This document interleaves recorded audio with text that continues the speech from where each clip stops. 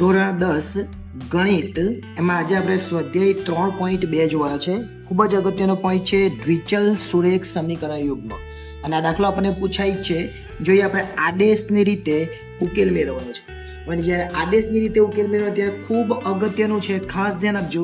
આપણે એક સમીકરણ બનાવવાનું છે. જો આપણને આ બે આપેલું છે બરાબર, તો આપણે એક લખીએ x + y બરાબર 14 અને બીજું સમીકરણ લખીએ x - y બરાબર 4.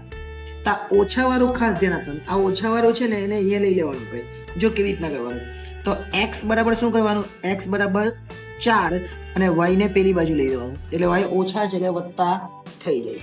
હવે આમાં તમે કરવા જાય તો બી થાય કરું પણ ઓછા થાય. હવે આ જે x ની કિંમત છે આમાં મૂકી દેવાની.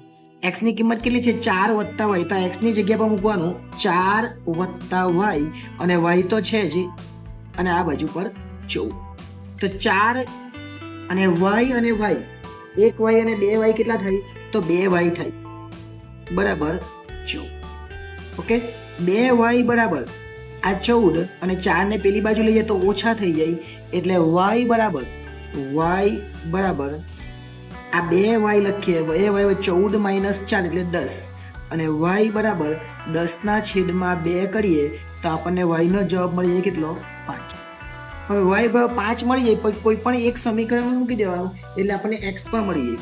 ચલો કોઈ પણ એકમાં મૂકી દઈએ, y ની કિંમત આપણે મૂકવાની છે તો આપણે આમાં જ મૂકીએ, x - y બરાબર 4, એની અંદર મૂકી દઈએ. y ની કિંમત કેટલી મૂકવાની, 5, એટલે x - y ની જગ્યા પર 5 અને આ બાજુ પર 4, એટલે x બરાબર 4 અને y આ ઓછા 5 છે પેલી બાજુ જાય તો +5 થઈ જાય, એટલે x બરાબર કેટલા આવે, 9.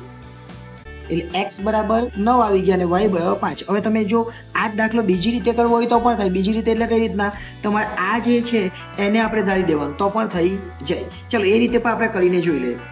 x + y બરાબર 14 છે અને x - y બરાબર 4 છે. તો આમાં x ની કિંમત કેટલી લખવાની, x ની કિંમત બરાબર 14 - y.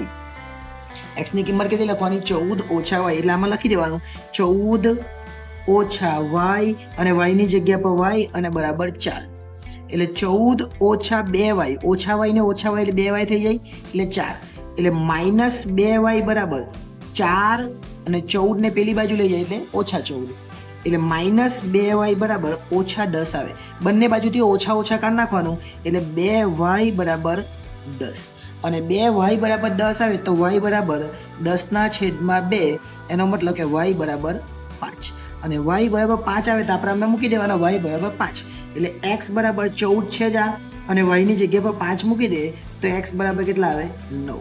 આ પણ એક જવાબ આવી ગયો. જોઈએ x બરાબર 9 હતો જ, અહીંયા પણ x બરાબર 9, y બરાબર 5 છે, અહીંયા પણ y બરાબર 5. એટલે બંને રીતે તમે દાખલો કરી શકો. ખૂબ જ અગત્યનો દાખલો છે.